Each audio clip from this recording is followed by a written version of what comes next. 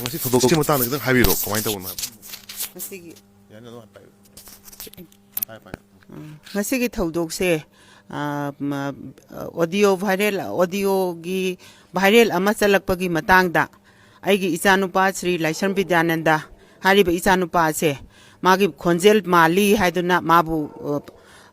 January gi tang kuntra mathoi gi nongalamdai pung 13 makhai muktaba swaisida ma se Imphal Police Station gi kangbuna laaga yumdagi lokhat khare ahingduma leira matungda nongale aduga mase kaim phongmara leite hana magi computer kari makhoine yengba yaba yenge aduga mabu hangba yaba hange adugi matungda nungdang wairamsi ma kaimta mara leite haidana thaduk pire aduga amuk nongalaga pung 10 da amuk nangi computer kari se lauro law SP na kawi haidana kauraga madu lawni haidana mahak singa si ayuki pung mapan adwaidagi police station ta Imphal police station da ma chatkibani chatkiba matung de halaktre na khoi myam chale de ma ka chu toroi la ani haiduna leiraga hojik nungdang wairam numit tarak pasida magi mathakta FIR launch tawre aduna ma phau haibagi order ama lae haiduna mabu phabire masi gi kayamu yamna achumba proof leibirage Vidyananda rangangbani haibasigi Praman yaudana ngarang na karisu kano tawde haiduna mara leite haiduna thadok piraga ngasi na FIR palaga mabu phaba haibase masi yamna leibak masa tadaba thawong ni hana lawjai aduna yariba makhoi khoisu leibaki irang achauba ama leibani na sngakho numit 15 gi matam thanabagi thawdok ama leibani na khoisu yaringai irang che thokdana ma haiduna khallaga khoise tumina leijabani adubu sarkarna tawbira iba mawong asidi athuba matamda thadok pirau mara leitaba mibu phajallaga praman yaudana mibu phajallaga asumaina harassment piba haibase masidi yamna chawba ihawang ma sagatningai gi baton tawbani haina lawjai aduna akhoi irang chu thawjaningde aduna athuba matamda mabu maran sunglei lei handabida case yaudana FIR yaudana thadok pirau haina ai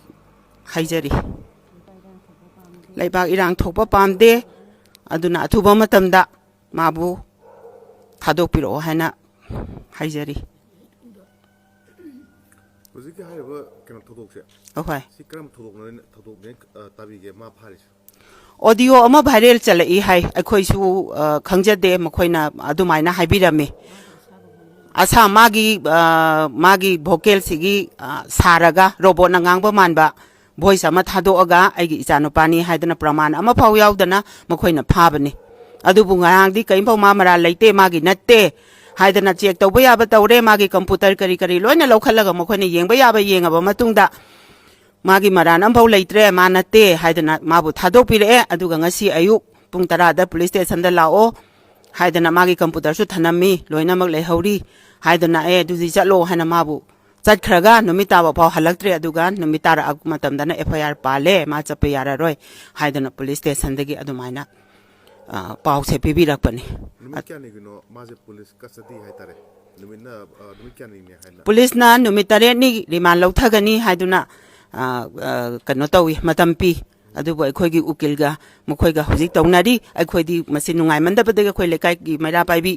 akhoi gi asem lekai gi maira paibi na kano tawjabani mase irak lebak irang hounaba baton tawbiganu athuba matamda tekta kaidana thadok piro magi mathakta FIR panbe yaroi ke samta mari leina handana athuba matamda thadok piro lebak irang hoba pamjade akhoi matam punamakta akhoi lebak irang haudaningai gi support tawraga leijaba akhoi group ni adon lebak irang hawan biganu sarkarna baton tawbiganu lebak irang haunanaba asikatang haijage